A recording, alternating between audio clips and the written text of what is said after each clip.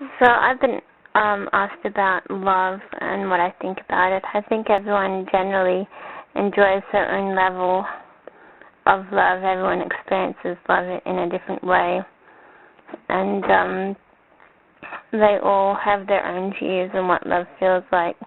Most people think it's a positive sensation. They feel it inside their bodies. It makes them feel excited and joyous. Other people can try to not feel anything and consider love a linking of the minds or the souls. Other people call love a person who is like them, has a similar interest and whatnot, and they think that's the truest form of love. So there are many levels of love that people can take on. Usually love is described as, that joyful feeling inside of you when you sort of think about someone or look at someone and you think that they're going to be a perfect match. But this isn't always what people settle for. Often, love is said to break people's hearts, so people try not to fall in love exactly. They just try to find someone who they like good enough, but not generally love in a deep feeling level. People call it superficial love. I mean, people just sort of play act towards another person until they feel comfortable. But they don't really consider it love when a person sort of just found someone who they can put up with. I used to sort of get more excited about people who I saw more readily than what I do now that I'm older. That even comes with media and magazines. How you go through a stage in your teens where you think, oh, this person's hot, this person's not, and you try and keep clippings of the people that you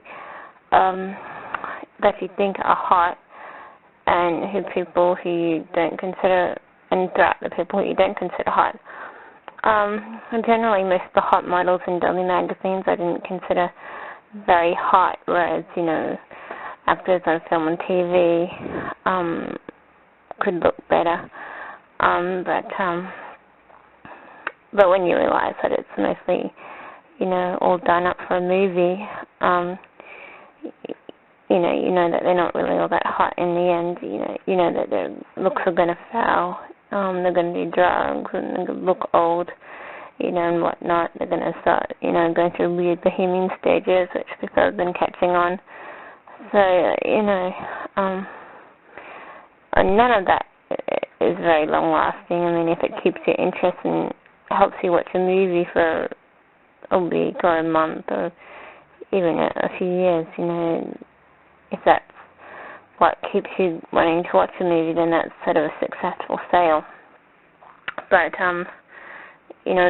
that's all pretty much superficial love and lust, because you can change your mind and start throwing out all the things you've collected and wasted money on. So I used to sort of fall for those things a lot easier than what I do now. I don't really fall that much in love. I guess I'd be probably more the intellectual partner who sort of falls for a person's personality, and because you get along with them, and they sort of get along with you and whatnot. So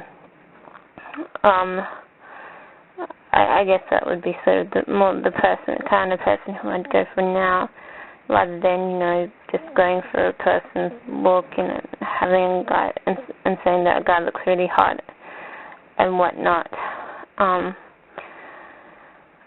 Generally speaking, no one's actually all that attractive. I mean, once you break off your silly stages where you sort of can flip a coin and see a look or an image as attractive, I mean, when you get down to it, no one is really all that attractive. Everyone has to brush their teeth in the morning. Everyone has a bad smell that they have to hide, and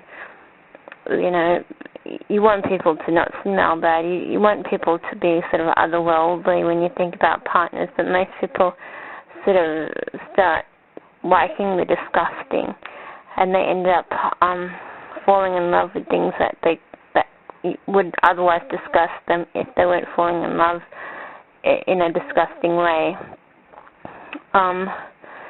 So, people get over all those sorts of feelings which make them think something's gross, and they start sort of just getting attracted to it, and it's sort of this morbid, differing level that helps them to partner so readily with people. So, people usually sort of push themselves through a level of disgust rather than through levels of love in order to be able to form a relationship that is all adequate and goes all the way on most levels. Because, if they kept on nitpicking, they'd just keep on staring at the person next to them and going, oh, that's disgusting. You disgust me. They'd just keep going, oh, that's disgusting. If a person blows a toot or a waft of gas when they're not alone, they'll be going, that's disgusting. If they eat and have something fall out of their mouths, that's disgusting. If they sort of don't put deodorant on, that's disgusting. Etc., etc. There are many ways that a person can look disgusting or be disgusting. And when people fall in love and grow serious about another person, they often sort of fall in love with the things that are disgusting so that they can be an adequate lover on all levels. And that's generally how people fall in love in the end, because they can't fall in love with these idle images which are perfect and never have anything wrong with them, never have anything that's sort of impure, and they don't do any movements that isn't considered wrong. That